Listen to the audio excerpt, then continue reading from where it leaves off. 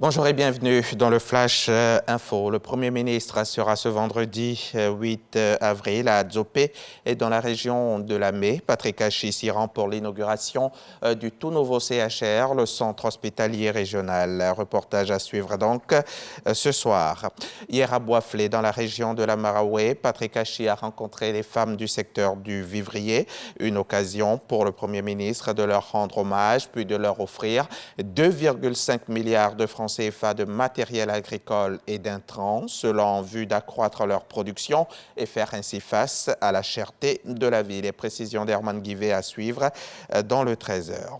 Au terme d'un audit pour la certification Food Safety Modernization Act, 9 unités de transformation de noix de cajou ont reçu cette semaine leur certificat d'accès au marché américain. Le FSMA, c'est une certification de conformité aux normes américaines en matière de sécurité sanitaire des aliments. Voilà qui pourrait faciliter les exportations de cajou aux États-Unis et dans le reste du monde. On en parle avec Jean-Louis Gbangbo. C'est leur passeport d'accès au marché américain.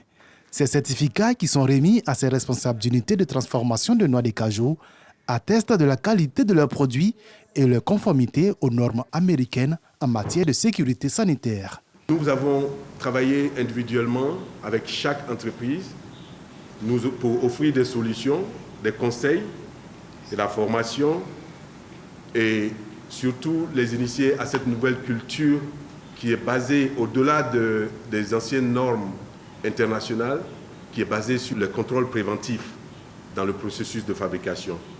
Avec un accroissement de plus de 150 000 tonnes de capacité de transformation attendu fin 2022, un des défis de la filière anacarde est la compétitivité en termes d'exportation des amandes. Aucune unité qui transforme des noix de cajou en Côte d'Ivoire ne va échapper à cette démarche. Parce que le mot amande Côte d'Ivoire doit rimer avec qualité.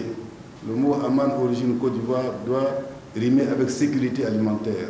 9 unités sur 13 ont rempli les critères de certification aux normes américaines. Cette certification est l'aboutissement de tous les efforts que nous faisons pour distinguer l'amande de cajou ivoirienne de toutes les autres origines. C'est vrai que le marché américain est très important en termes de volume et aussi d'exigence. Donc de pouvoir se frotter à ce FSMA Act et de finalement pouvoir être récipiendaire de cette certification fait foi et preuve de la qualité que nous sommes capables de produire en Côte d'Ivoire comme ça peut se faire partout ailleurs.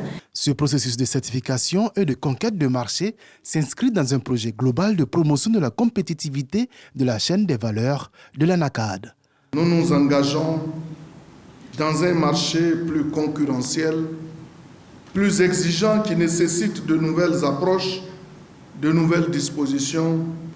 Si nous sommes tous convaincus que la transformation locale est une voie pour assurer la durabilité de notre filière, nous devons aussi considérer la qualité comme un gage de cette durabilité.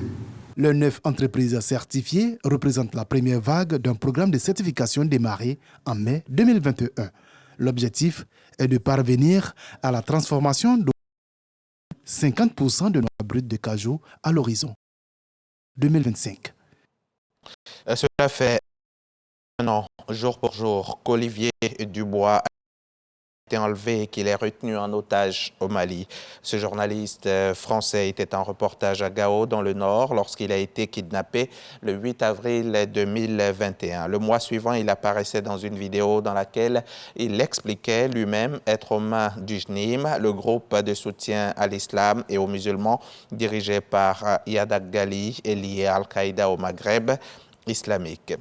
Matteo Salvini, leader et sénateur de la Ligue, un des partis de la coalition gouvernementale dirigée par Mario Draghi, est convoqué ce vendredi à Palerme, en Sicile, où se déroule son procès pour séquestration de migrants et abus de pouvoir. Le leader de la Ligue est jugé dans l'affaire Open Arms, qui remonte à l'été 2019, époque où il était encore ministre de l'Intérieur et menait une politique de tolérance zéro envers les migrants. L'ancien chef du gouvernement italien est accusé de séquestration de personnes et d'abus de pouvoir et risque jusqu'à 15 ans de prison. Et puis, le Sénat américain a procédé hier jeudi 7 avril à la confirmation historique de la juge Ketanji Brown Jackson à la Cour suprême. Tous les élus du Parti démocrate et 3 sénateurs républicains modérés ont voté pour faire entrer cette juriste de 51 ans à la Cour suprême, où elle sera la première femme noire à siéger à la plus haute institution judiciaire du pays. Nous sommes au 44e jour de l'invasion de l'Ukraine par la Russie. Alors que l'Ukraine s'efforce d'évacuer les civils dans l'Est, le président Zelensky annonce le pire à Borodianka. Parallèlement, la présidente de la Commission européenne, Ursula von der Leyen, et le chef de la diplomatie européenne, Joseph Borrell, se rendent à Kiev, signe de soutien à l'Ukraine face à l'invasion russe. L'Assemblée générale de l'ONU a suspendu la Russie du Conseil des droits de l'homme des Nations unies. L'Ukraine se dit reconnaissante pour la décision prise. Moscou, elle, regrette, tout en affirmant que la Russie continuera à défendre ses intérêts par tous les moyens légaux dont elle dispose. C'est la fin de ce flash. Merci de l'avoir suivi et à tout à l'heure, 13h.